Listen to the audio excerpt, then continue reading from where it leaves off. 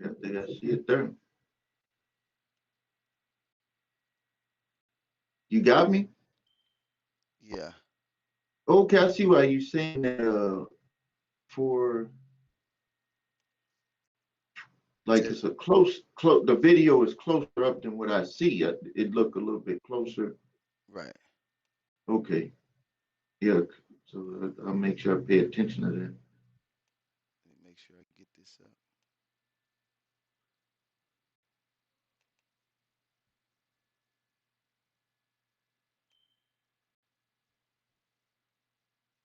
Okay. So we can let's let some people start pulling in. We're gonna talk about we're gonna review some reports that people sent in. We're gonna talk about uh, letting go what's holding you back. Uh, People are letting a lot of stuff hold them back from being able to get where they want to be uh, with credit, with really with a lot of stuff in life. But we're gonna kind of relate it to credit, and I'm gonna share with everybody a secret that I've learned that's allowing me to be able to grow a lot faster now. Okay. Also, send to the list, invite my subscribers. See everybody coming in. Yeah, If everybody can hear us okay, can they go ahead and put a one in the chat room? you don't have an echo on me, do you? No. Do you hear one? No.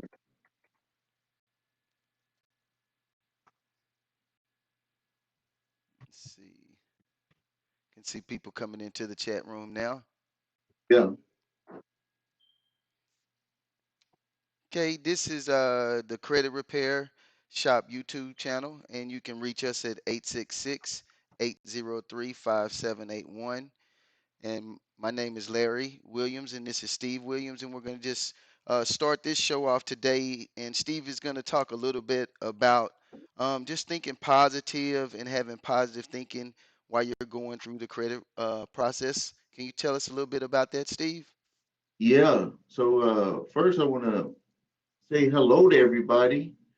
And what made me think about what I want to talk about on this, like the big thing is yesterday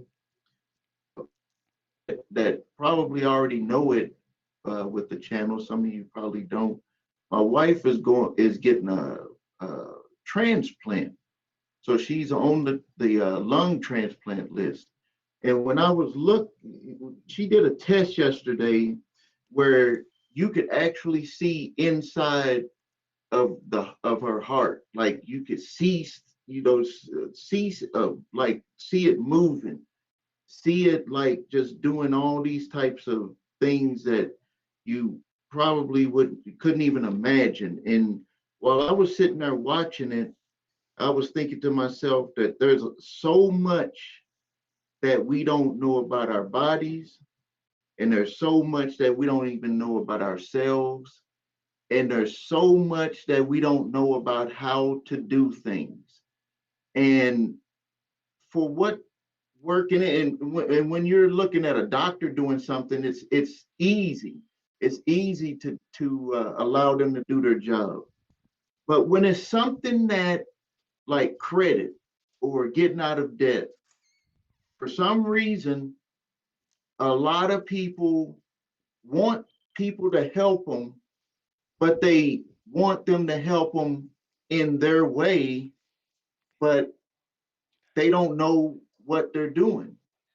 People were not taught about how to manage their money. A lot of people come from families where they didn't manage their money and they just passed down poor management skills straight to them.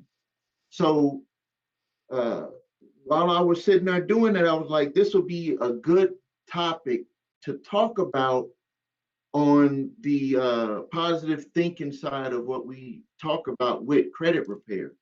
And I think that this is what holds a lot of people back because even for myself, as I've grown over the years in business, personal, with a lot of things, one of the probably one of the biggest things that I've learned is that you have to let go of some things so you can grow.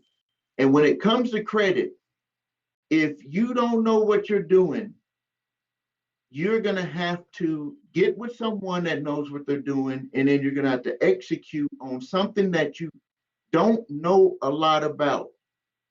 Now, to kind of clarify that, this is a book here, Napoleon Hill. Some of you've probably seen it. This is the one. This one here is Laws of Success. Over 1,100 pages in this book.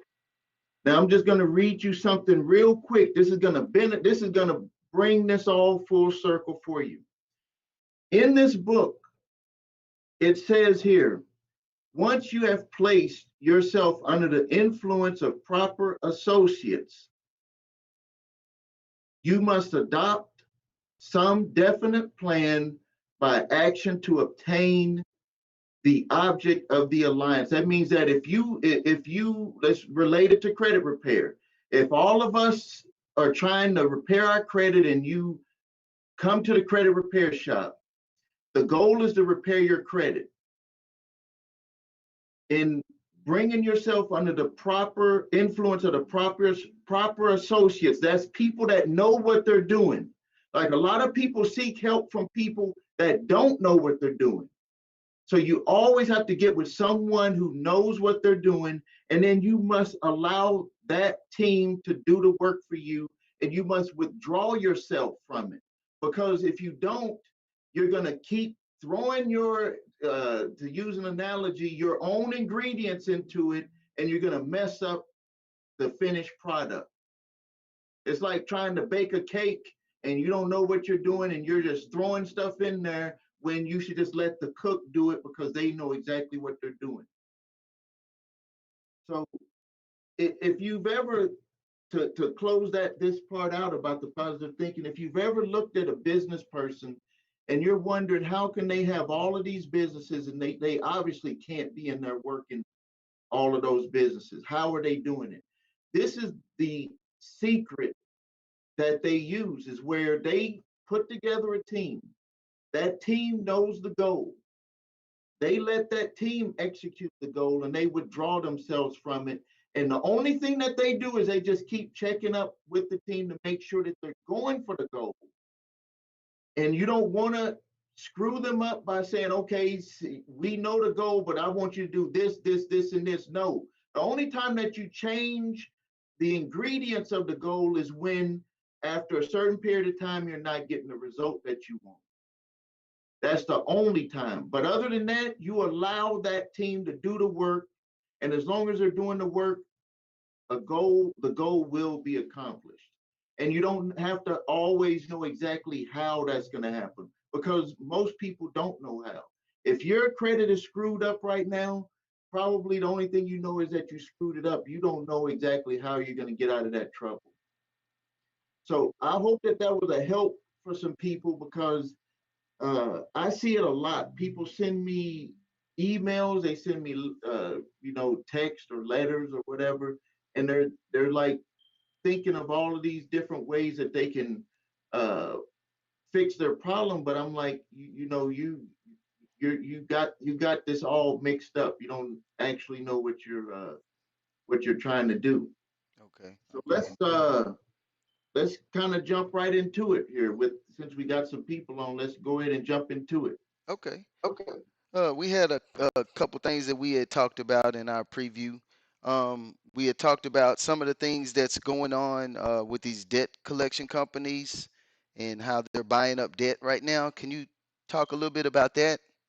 They're going crazy right now. They are going crazy. There's just this week 27 million more dollars released onto the market. The charge off date on the average charge off date was 2008. And if you look at the statute of limitations, there's only one state that goes past 10 years.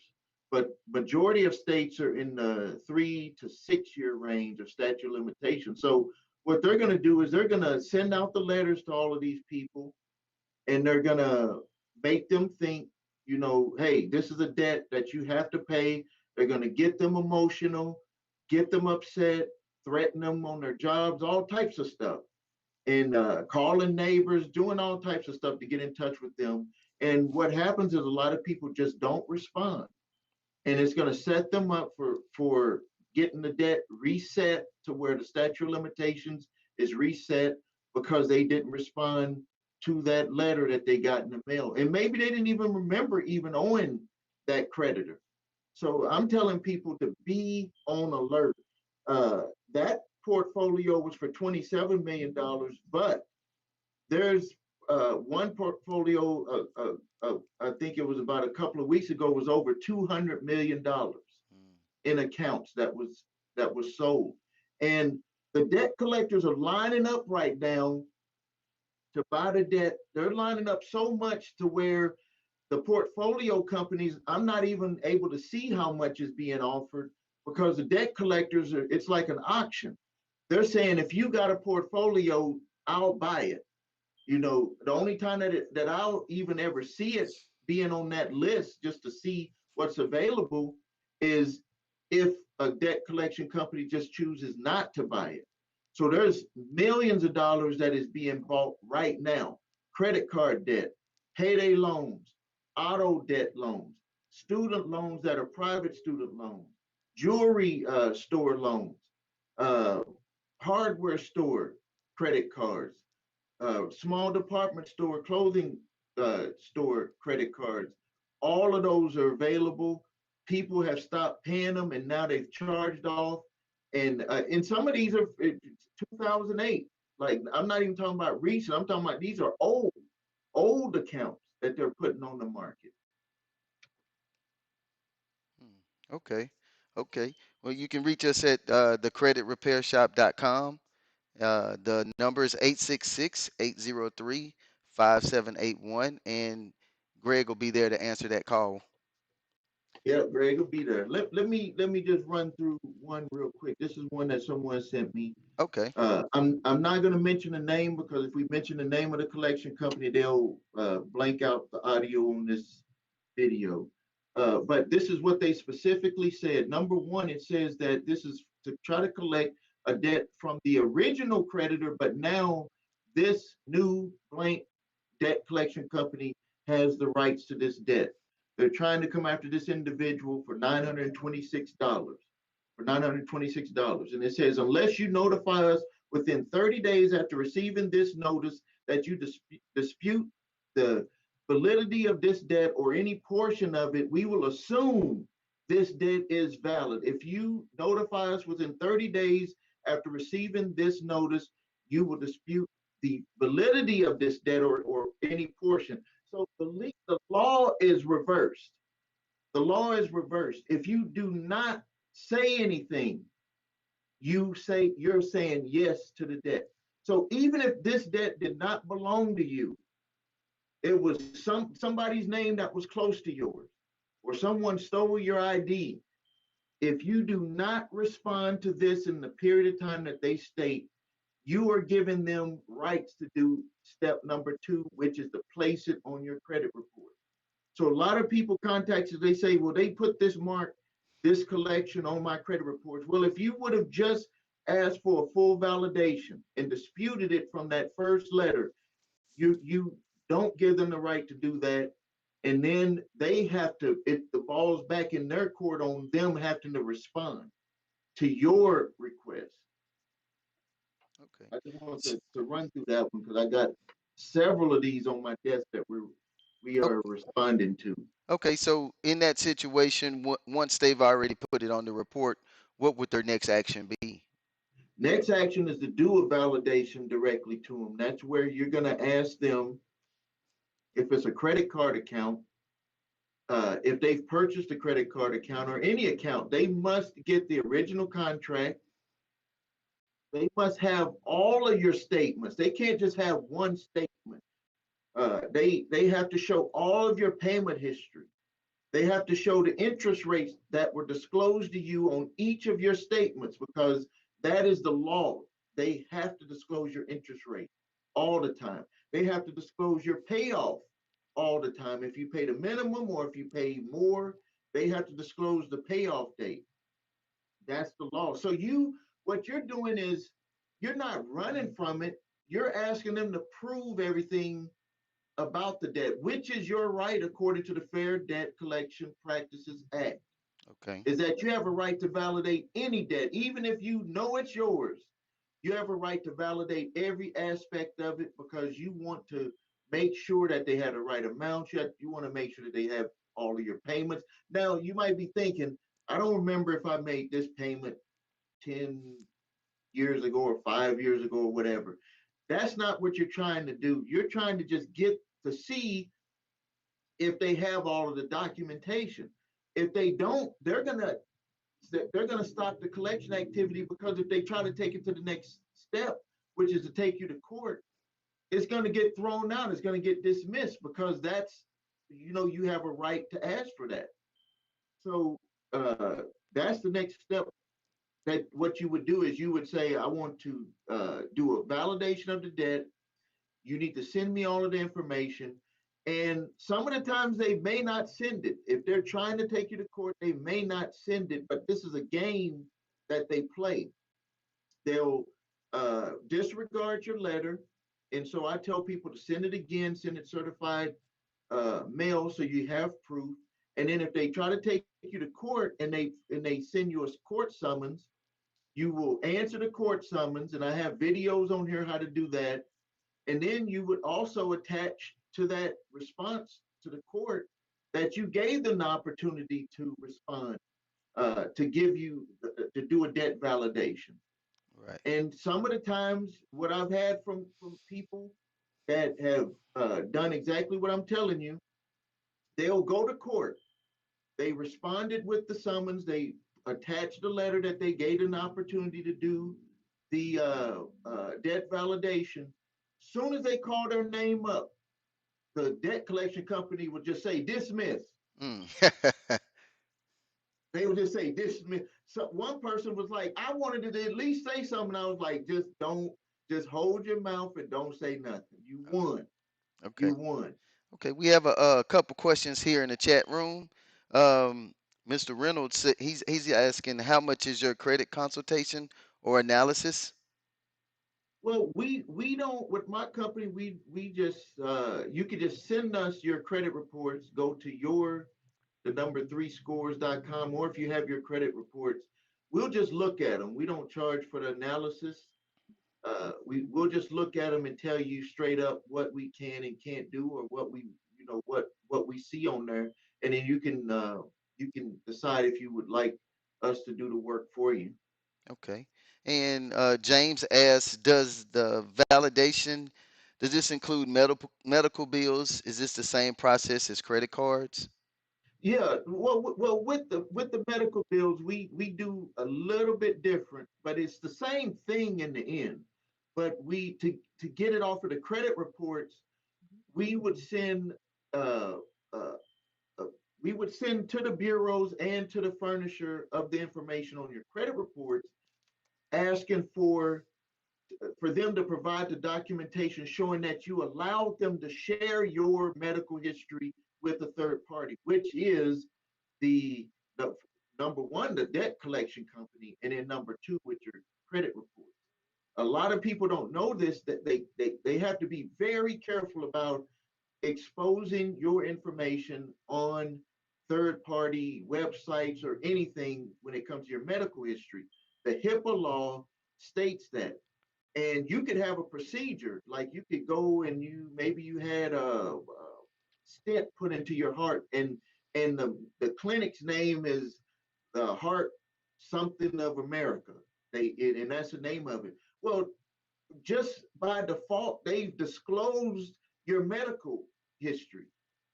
They can't do that. Every time that we submit for asking them, why did you do, or send my client something back showing that they gave you permission to put their medical information on their credit reports, they always wipe it off Okay. because they don't want to get involved in nothing like that. They don't want to get involved in nothing like that. There's too many technicalities that on the lines that they could have crossed. They'd rather just take it off. Now, it don't make the debt go away. Then you do the debt validation to make sure that it wasn't paid with your insurance, or to make sure that the services was exactly what you're being billed for, that it wasn't a double billing. That's what the validation would be on that part. So you have two steps. The first step, uh, getting it off your reports by saying, show me where I signed for you to be able to share my medical information with a third party. And you also do that with the debt collector. Now, the big medical providers are getting smart. They're making you sign this when you need help. One of those little bitty sentences in there is, we can share your information to collect it if you don't pay it. So they are catching up on that, but a lot of the places haven't, and some of them just don't want to go through it because it's still too many technicalities that can get them in trouble. They'd rather just take it off, but they're still going to try to come after you for it, and then you do the debt validation. Okay. I think I had another question here. It was, can you talk about some? We talk about, getting things removed off your credit report. Can you tell us some other small details that we can do to correct our credit report to assist our score? Okay, well, here's one here. If someone sent one in, I'm not going to say any names. They sent one in, and I'm going to just go through uh, what they got here on their report. They'll probably know who they are, but they had a bankruptcy and they're in New York. And so to get this report going, they don't have much on there, but I'm going to tell them what they need to do. Number one, you're going to have to get this bankruptcy removed. It was discharged. The problems that I see with, number one, it should be removed because of when the bankruptcy was done with. It's actually past the statute of limitations just to even have it on your report. Period.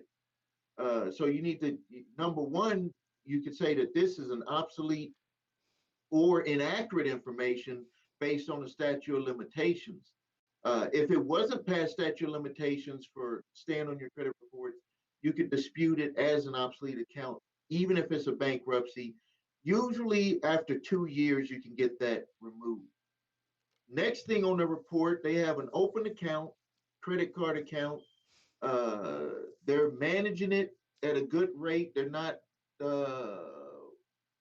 look like they're paying it good, but they got some late payments on there, so they need to call them. Don't dispute late payments on an account that's open like a credit card, because what they'll do is they'll just close out the card.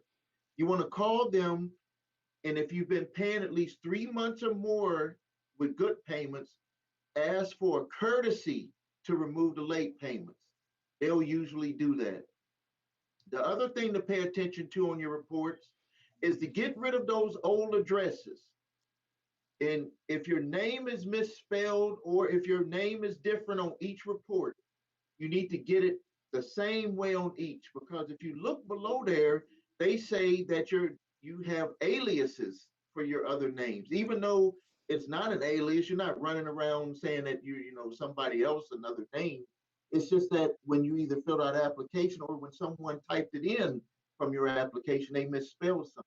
That hurts your credit. You need to get that fixed. So all the names the same on all three, your address correctly, the same on all three. Get rid of the old addresses. And then lastly, on this one here, this person has a bunch of inquiries. You got to stop doing that. At least let that calm down. Uh, yeah, let that calm down. It's not really that many on here, but slow down on inquiries when you're doing the credit repair process. And once your scores are up, you'll know that you'll be able to get approved when you go for something. All right, Larry, go ahead. Okay, no, that was pretty much it. Anybody else in the chat room add the question? Let's see, what else do we have?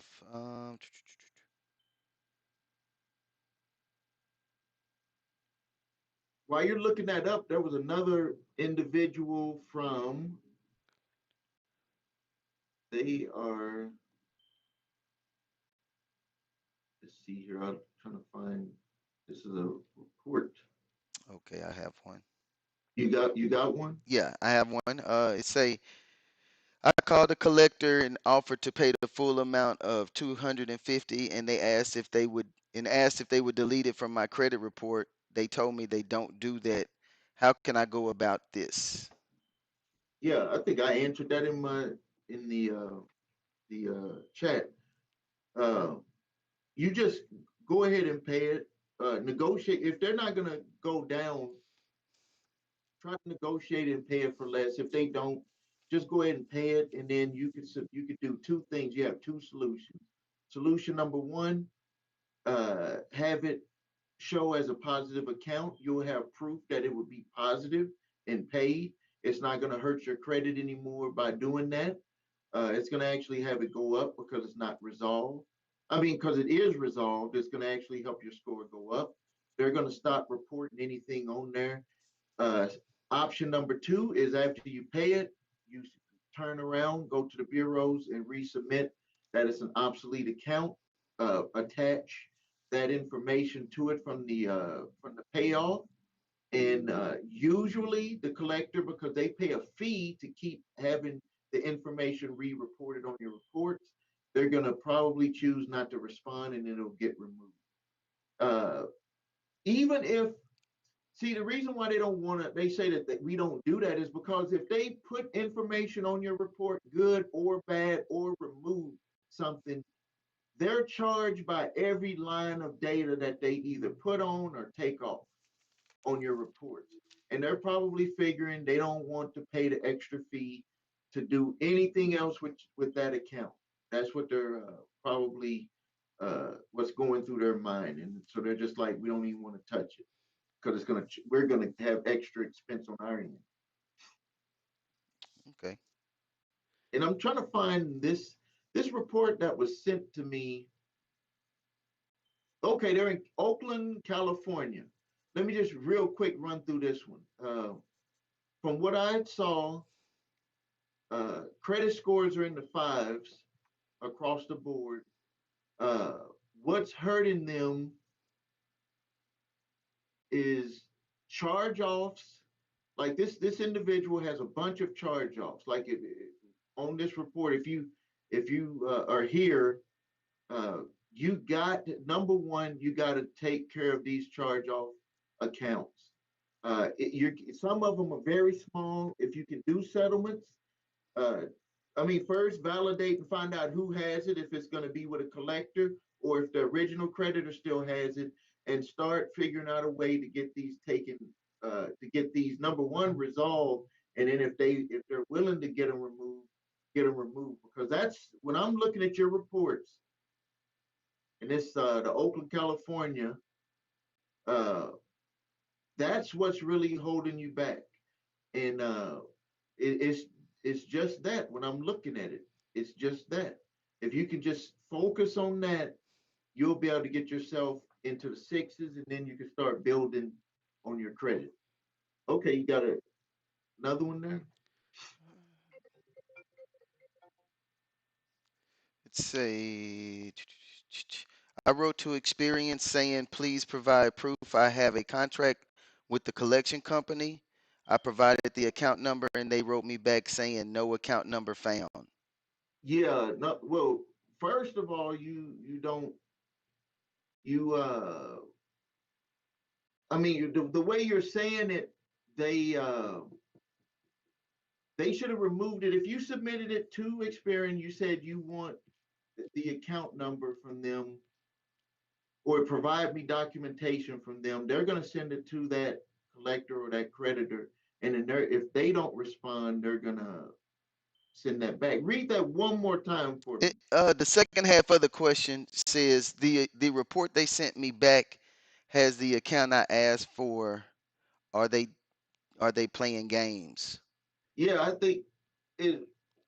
Well, wait, so the first they sent it first, and then they said no account, and then they came back, and then they had the account. Right. I think they sent it back to her and the account was Yeah, on what they sent yeah, her.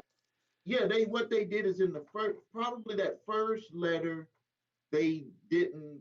they didn't have the information, and then they gave them more time, and then they came back and said, okay, we found it or we got it. Usually if it's from a debt collector has to go and to the original creditor to get that information, and if they don't get it in time, it's supposed to be removed, but they may have gave them a little bit more time. But no, they're not technically playing games. So the next thing that you need to do, if they got the account and that information, now do the validation and do that directly with that company. Do it directly with the company to provide you the information. If you do to provide the information through the bureaus, what they're going to do is it's going to be like a limited scope of provide information coming back to the bureau. What they're going to basically want is the account number, knowing that they have your social security number or some data points that match. That's all the bureau is going to really ask for them to prove. They're not going to have them give you all of the information to prove the account is yours. So you need to do that with the furnisher, which could be the original creditor or the debt collection company.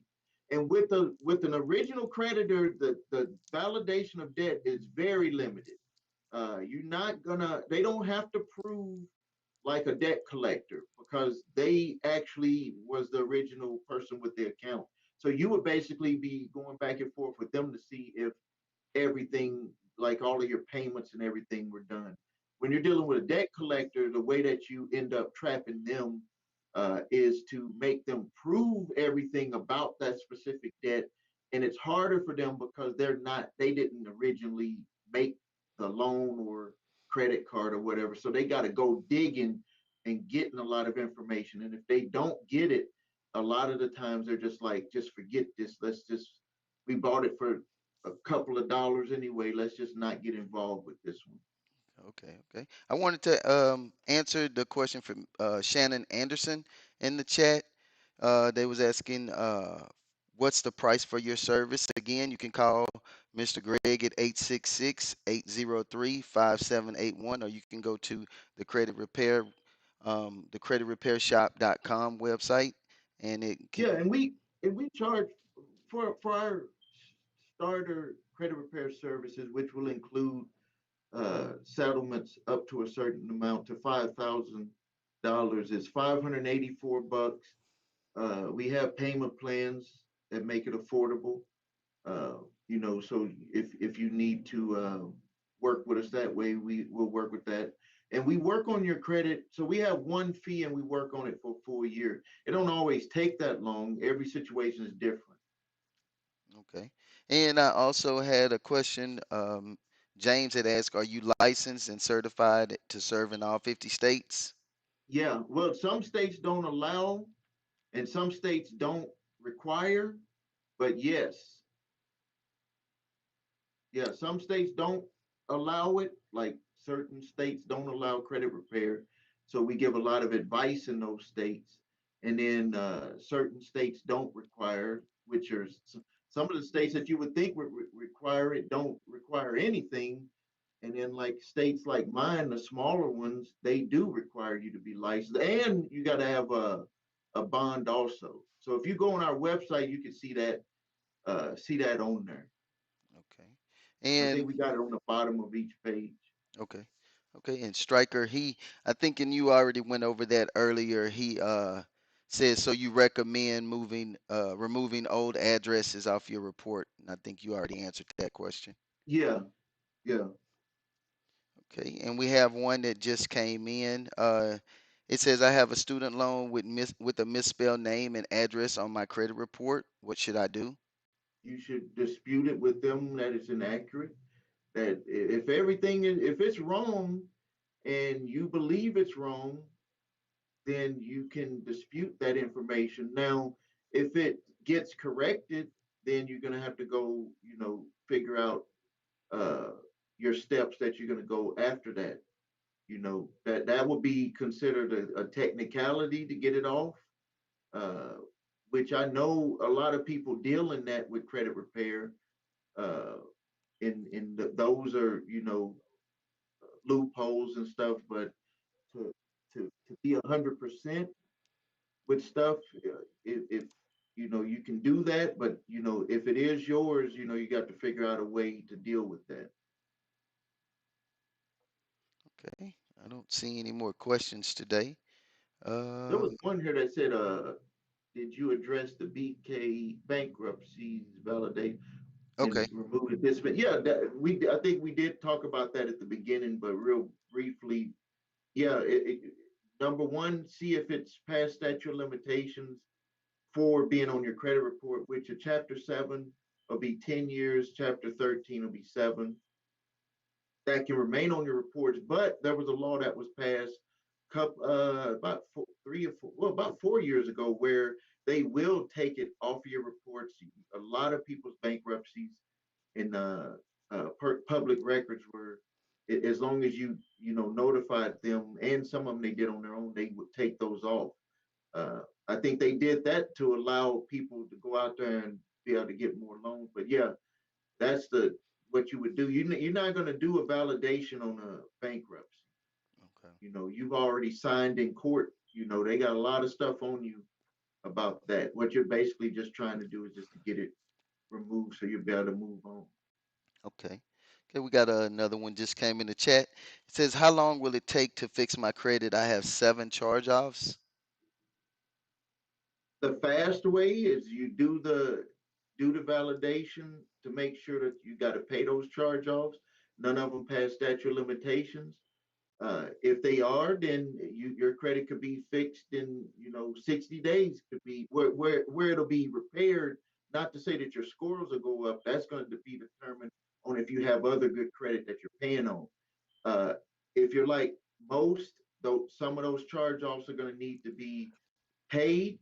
If it's still with the original creditor and they're just hiring a debt collector to pay it, or it's not past the statute of limitations and you do a validation and they come back with everything proving that you got to pay that debt, then that's going to be determined on your finances. On, do you have the money to either do settlements, or you're going to do a payment arrangement, and then that'll allow you to move on. But the thing about it is that if you get into that mode of thinking where you if you have to end up paying them and you knock them out one, two at a time, whatever you can afford, it's going to allow you to move forward a lot faster.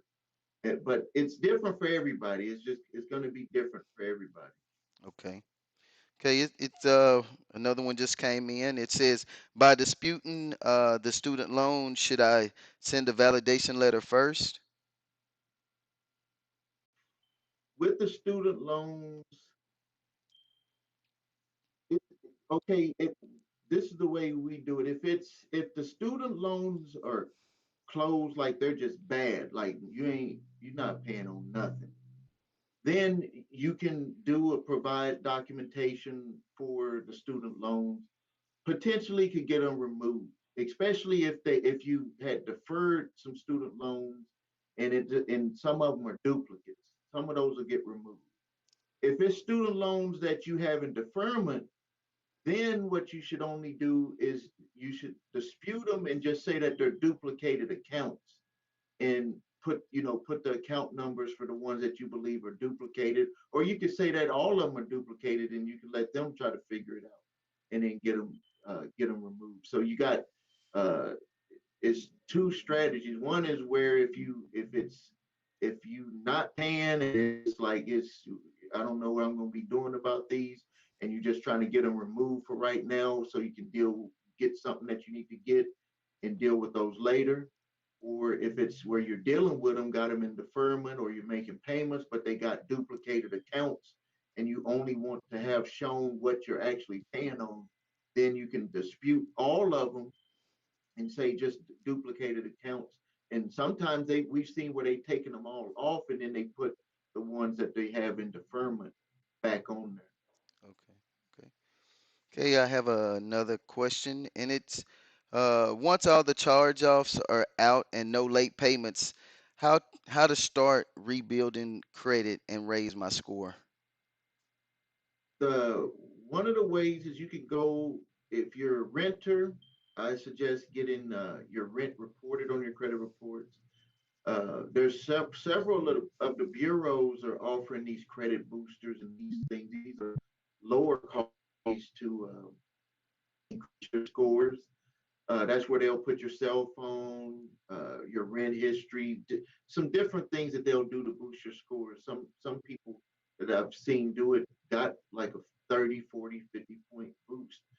The other way that's a guaranteed way to do it is to get get an authorized user trade line from someone, or if there's a service, we had that service also, where you're placed, they'll place you as an authorized user on a credit card that has very good history. It has to be excellent history. So you have to be careful with it. If you go to your cousin or your uncle, you got to make sure they pay it on time, make sure that they don't use too much of it, and make sure that they were never late, that they have excellent history, and maybe give them a couple of dollars so they'll prove to you so you know that it's good. And then when they put that, uh, add you as an authorized user, you'll see if everything checks off, you'll see a jump. If you have everything resolved, we've seen jumps of 150 points, 100 to 150 points. If you've taken care of the collections, even if they're not all off of your reports, but they're resolved, they're not open accounts or no open collection accounts anymore.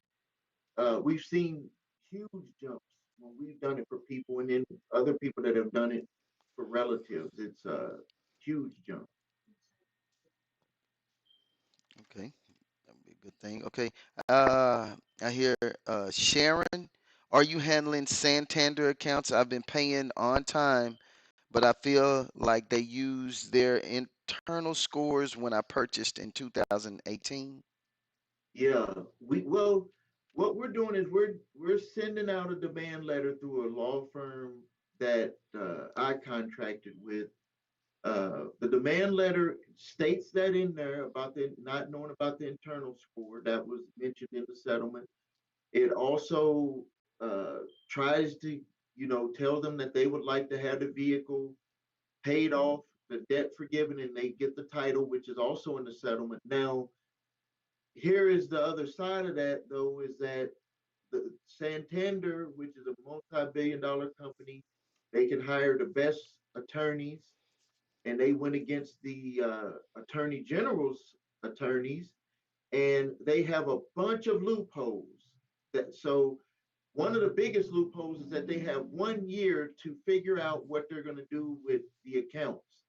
1 full year, and during that 1 full year, if you stop paying, they can repossess your car, even if you were on the list to have your car paid off and the title given to you.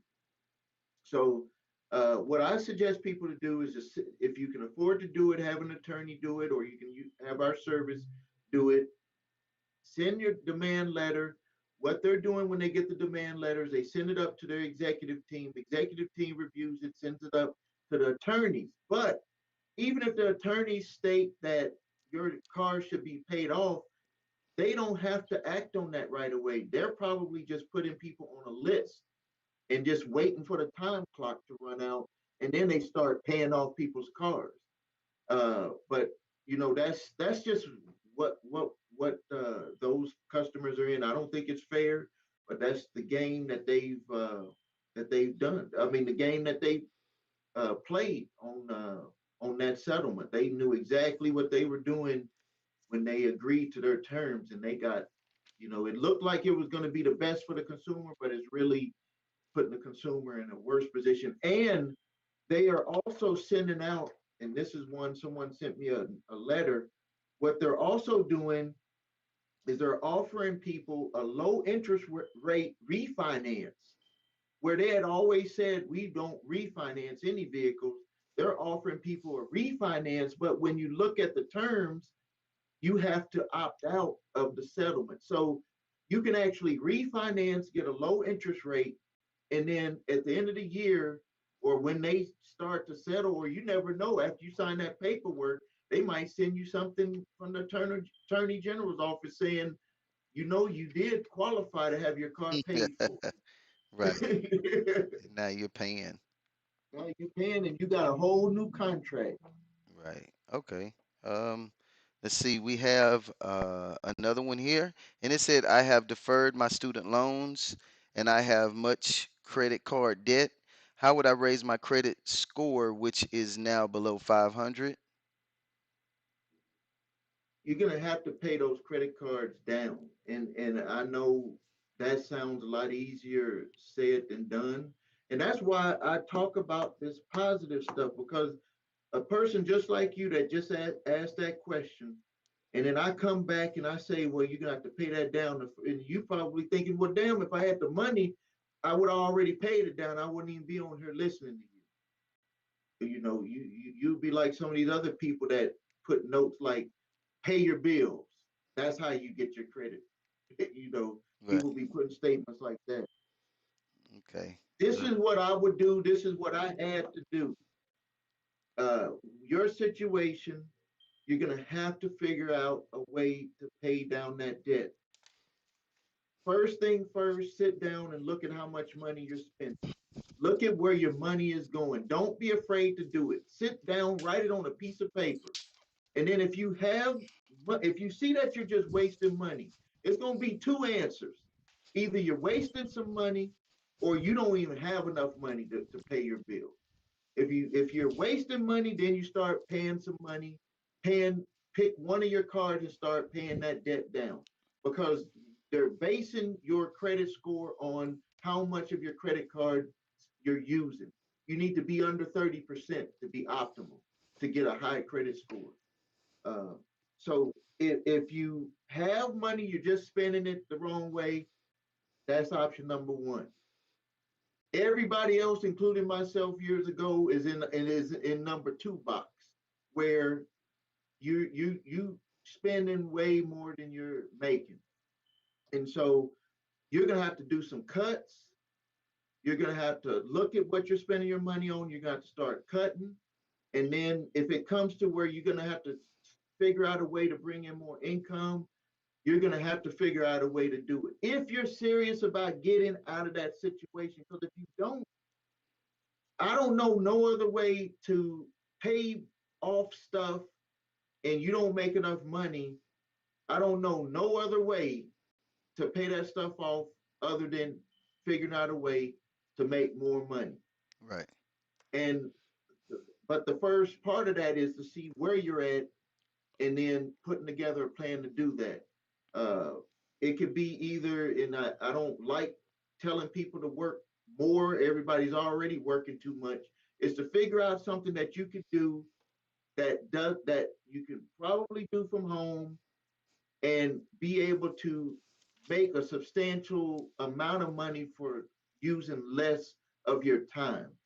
Because if you go out there and you try to do something more hourly, and get paid hourly, that's gonna hurt you. Everybody that's listening to me right now has a talent to do something. You just don't know how to bring that out of you yet. And that's why we talk about this. So to look at that, all of this is coming back full circle from what I just talked about earlier in the video. So if you wasn't here earlier, you need to, when this is over, go back and look at the beginning, because this is where all of this comes full circle. Is that if you spending too much money, then you got to cut that. That's the easy way. You just got to uh, discipline yourself not to spend more than you're making, and that's the easy way. But most people don't make enough money. They already work to death. They're tired. So then you got to figure out a way to use your talents, and everybody has talents, to make more money without using is without working by the hour. And it's always a solution out there. We'll talk about it one of the weeks on the video. We'll get into that also. That'll be good for everybody too, if you on something like that. Yeah. We have another question in it, and it was uh, how much is there a the cost associated with the demand letter?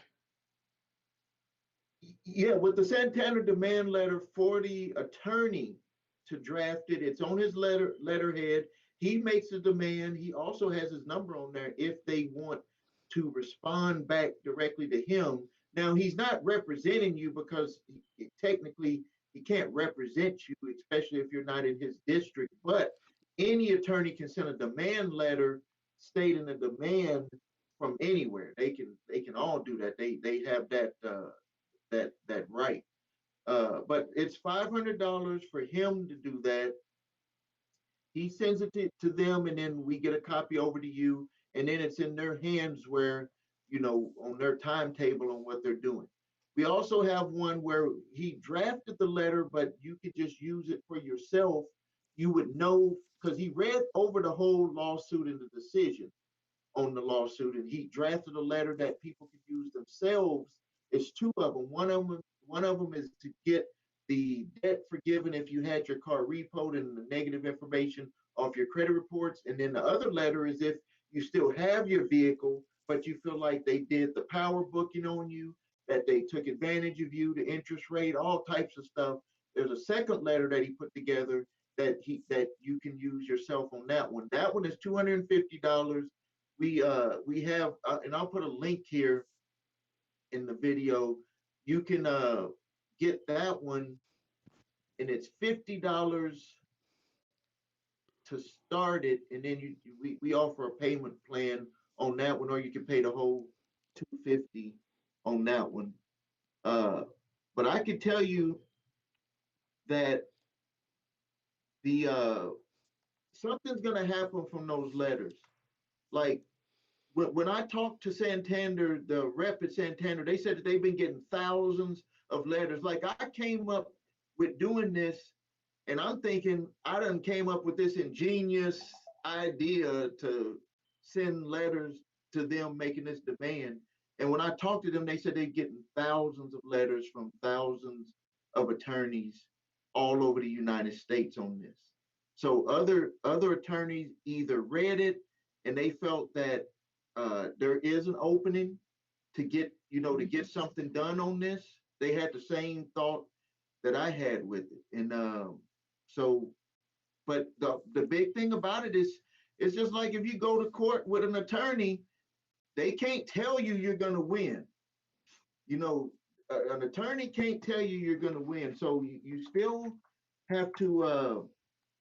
I just put the link in here, Larry. Okay. You still have to decide for yourself. I don't know if that showed up right, but you still have to decide for yourself. I look at it as if you're gonna fight, you gotta fight, and you just don't look back. And if you win, you win. If you lose, you lose. But you can't win unless you end the fight. Period. That's with anything in life. You can't win, and you learn when you. Sometimes when you lose, you actually learn. You Okay. know, you never know what could come up. So many people can send a demand letter, and then all of a sudden, the attorney generals for all of the states say, uh, "We need to bring y'all back into court because this stuff is even worse than we thought." And then everybody ends up, benefiting from that. We just don't know what's going to happen. We just don't know fully. We know what we want to happen. We don't know how it's going to happen. We don't know how it's going to end. We just know what we control is, which is going after what they stated in the lawsuit. That's what we're pushing for people. And that's what any of you that are in that situation should do. Push that for yourself. Don't just be quiet. Okay. Okay. Since we're pushing for time, I'm gonna take a couple Yeah. more questions. I Uh, appreciate you staying late. a couple more questions. How do I remove old addresses off of my report? Oh, you just submit to the bureaus, to each of them individually, saying that that's obsolete address. Please remove. Okay. And the last one, it says how you attack closed accounts. Same thing. It depends on if it's a closed account that just recently closed. Then you're going to be going through that whole debt validation process. And if it's still with the original creditor, then you're going to be more focused on just getting everything to make sure that they credited all of your payments and then working out a settlement with them. But if it's a closed account and it's went to a debt collector, the debt collector bought it or they're assigned, you got to figure out that that relationship. That's when you do the debt validation. You want to find out, did they buy it or are they hired? And then you want them to give you all of that stuff that the original creditor is supposed to keep. And then you can get that information taken off of your report by them simply not responding to that. Okay.